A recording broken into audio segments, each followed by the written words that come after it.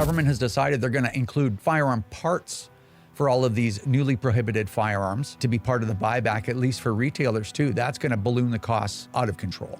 Oh boy, like way out of control. And I don't know how they can get away with doing it for retailers, but not doing it for individuals. Not that I think they'll ever actually get around to doing any of this confiscation program for individuals, but they would have to grant that same thing. And oh man, that would balloon it out of control, even worse than we could imagine.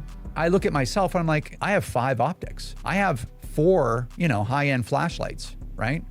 Weapon lights. I have parts, spare parts. Like, I probably have, I don't know, $2,000, it's probably $4,000 worth of just, extra stuff, accessories. Are you gonna buy that? And I'm like, I'm a nobody, right? Like, are you gonna buy all this stuff from the now 1 million people that are affected by these bans? Like, this is insane. Well, they will have to, but I think why they can just say, yeah, we'll include that stuff. I think that, I've said all along, the retailer portion is fairly easy. I do consider it a very different part than the individual portion because they're willing participants. They've been sitting on unsellable inventory and paying storage and insurance. We've been through this a million times. So I look at that differently, and it's easy to do that part because they've got the import records, they've got inventory lists. It's very easy to do. Coming to the individuals is going to be near impossible. I've said it right from the beginning on that as well. So I think it's easy to just say, yeah, we'll do that, because they know they're never going to get around to us. So well, and again, it's all cynical because these people are going to be gone at the earliest in March sometime, at the latest in October. They're not going to collect a single gun from individuals, and they know this. I just stress this. They know full well, or maybe Justin Trudeau doesn't. I mean, the guy's delusional. That I think is, the jury is in, the verdict has been reached. He's completely and absolutely delusional. He probably thinks that he can just ignore the next election like he's ignoring the, dumpster fire that is all around him right now.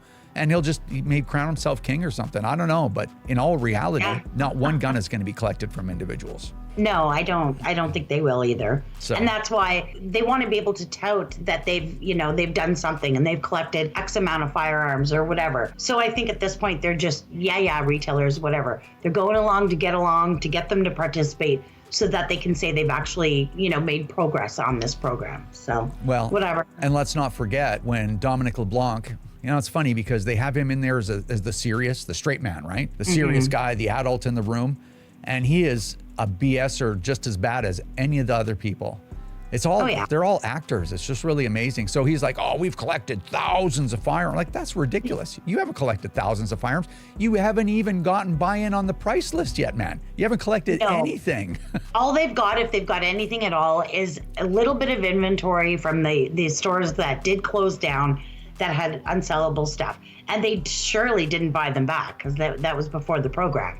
So that's just some confiscated stuff from retailers that, went out of business. So, they're not being honest about any of that. And then he says he even saw a picture of a firearm that was destroyed, Oh, yeah. But it's classified. The photo's classified. Thanks for listening to this extra episode. Hopefully you enjoyed it. Take care, everyone. Have a great holiday.